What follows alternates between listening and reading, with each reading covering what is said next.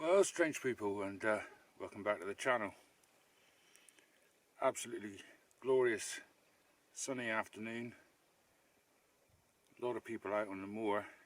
I can see popular tour, ooh, mile and a half or so away, and there are dozens of cars there, so it's a popular day on the moor. Just thought I'd give you a bit of a channel update and answer a few of your questions. Some of you have asked a few questions over the last few weeks and I haven't answered properly. I won't mention any names, but thanks to the people that have been in touch and asked if I'm okay, because I haven't put a video up for a while. Yes, I'm perfectly fine. Just been knockout busy, very busy. And last weekend my eldest daughter decided she was going to turn 30, so I've got a middle-aged daughter now. But yeah, so I've just been very busy. One of the questions I got asked was, were there ever trees on Dartmoor? And the answer to that is yes, there were. It was quite forested at one time, all except for the very highest tops were covered in trees. Oak, alder, hazel, birch mostly, willows down in the valleys. The Bronze Age people, if you watch my last film, I sat in a Bronze Age house, and there's actually a small Bronze Age village just, well, 100 yards from me now. The Bronze Age people chopped the trees down, and then when the weather changed, which forced the people off the moors, the trees just never had a chance to get back.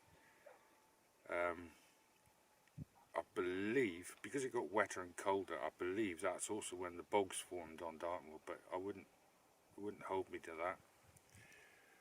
So yes, there were forests on Dartmoor, and there are still a couple of spots, Blackator Copse and Wistman's Wood, where you will find remnants of the ancient forest. Down in the valleys, still quite forested down in the valleys, and if I can find it, I'll put up a little bit of video just to show you what it used to look like up here, in one of the valleys not too far from here.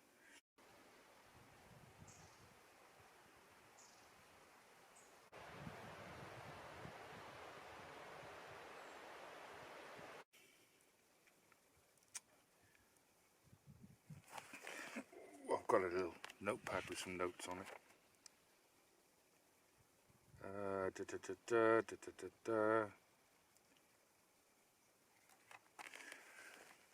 What is my favourite colour of the alphabet? Well, mine is triangle. Somebody picked up on my last video that I had a bit of a melancholy mood, and somebody else noticed that I felt in touch with the people that were there. Over the summer I found out that I'm 90% or 90% of my genetic makeup has been on this island for 12,000 years, since the last ice age. So, for want of another way of putting it, the Bronze Age people were my people.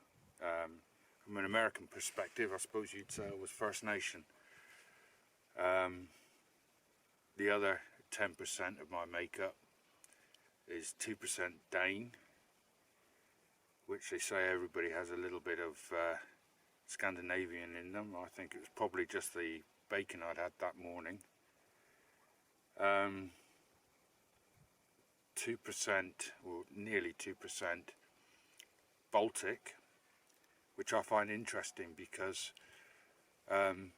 something that has been found in a Bronze Age burial up here is amber, and amber actually comes from the Baltic. So the Bronze Age people were trading with the Baltic peoples, so that could be where my Baltic blood comes from. And the other 6% is, I mean, look at me. I could be head chef of the Ku Klux Klan. The other 6% of me is Nigerian and West African, or Northwest African. So where that comes from, I have no idea. I'm trying to trace whether the Roman legions, possibly at Exeter, had any African garrisons there. I know they did on Hadrian's Wall. So I can only imagine that that is the case. It was a Roman legionary. Again, you know, the people down here have been trading with the Phoenicians and people like that for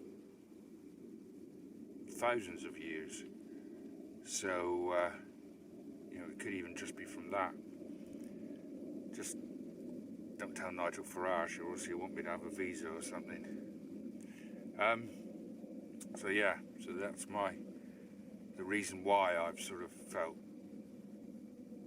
melancholy and in the mood, if you like, when I was sitting in the Bronze Age house. It's because 90% of me, 90% of me has been here 12,000 years. 90% of my genetic makeup has been here for 12,000 years, since the last ice age. So some would say I haven't moved out of the Stone Age. So nothing's really changed in that respect.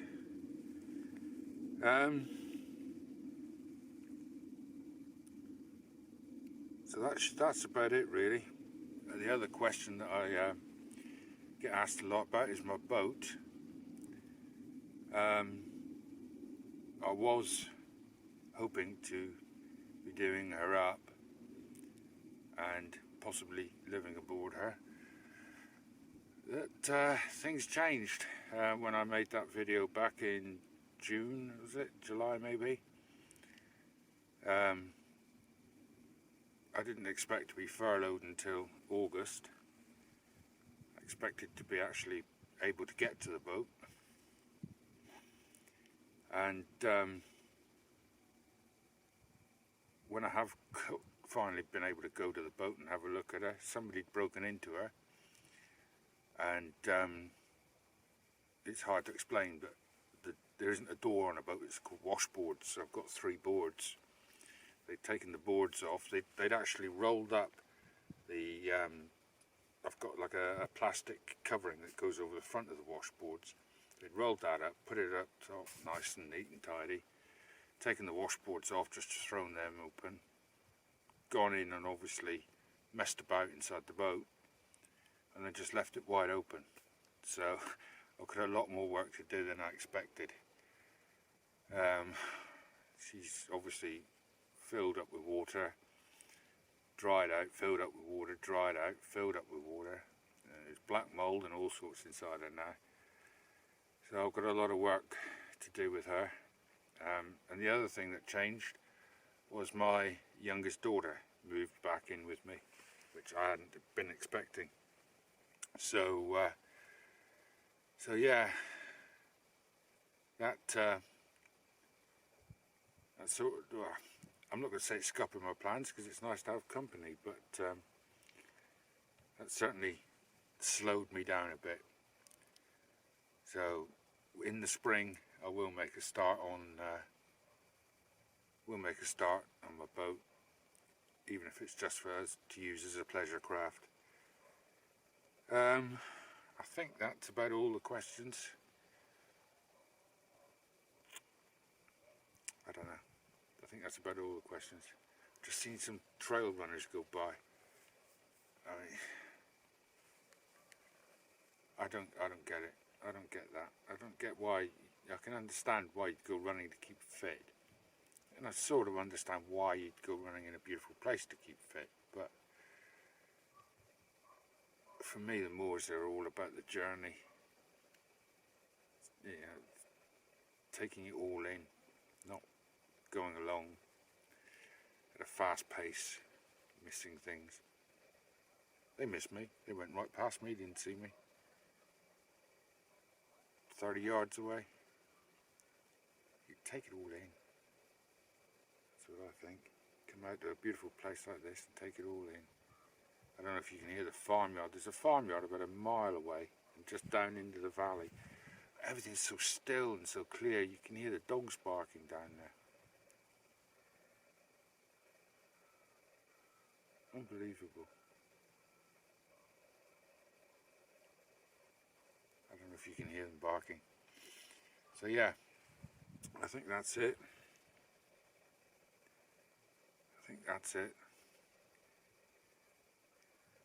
Gorgeous here. I just noticed a nice little spot.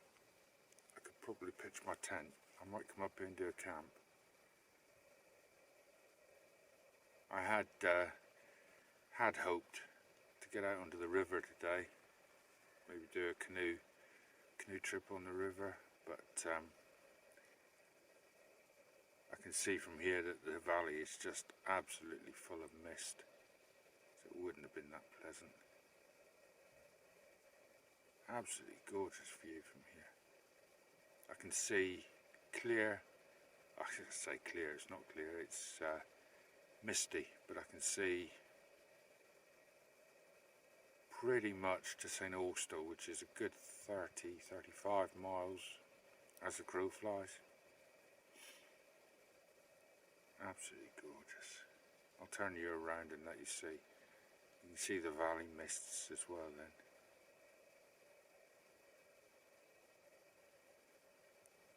It's funny, I mean I'm not hugely high here, but I am over 1,000 feet here. And all of those hills down there, 600-700 foot hills, apart from Kit Hill, which is over 1,000, Brentor, which is over 1,000, and obviously Bodmin Moor in the distance, which is quite a bit over 1,000 feet, but 600-800 feet the hills down there, high enough to be quite big hills anywhere else in southern England. Well, ranges in southern England, and yet we take them for granted and we're up here. Anyway, I'll turn you around to show you the view.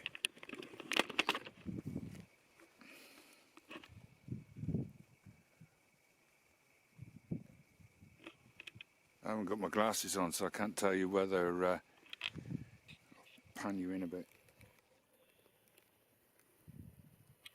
Yeah, I think you can see the mist in the valley now.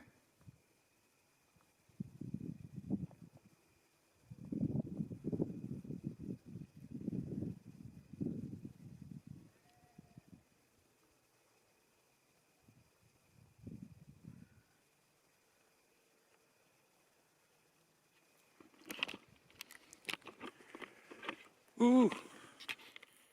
Oh, you don't want to look at my beard. On my Chinese telephone directory with all its chins. Right.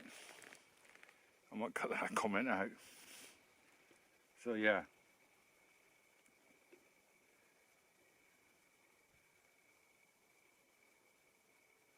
Beautiful view. I grew up on one of those hills, about 800 feet up. We used to, some mornings you should be able to just look out and the valley would be full of mist. And all it would be the hilltops, like islands on a white sea. Beautiful. Beautiful. Right, well I've had a steak, I've had a cup of coffee, I've had a natter. I shall make my way home because I live there. If you've got this far, thank you very much, and I will catch you on the next one, which hopefully, weather permitting, will be a canoe trip.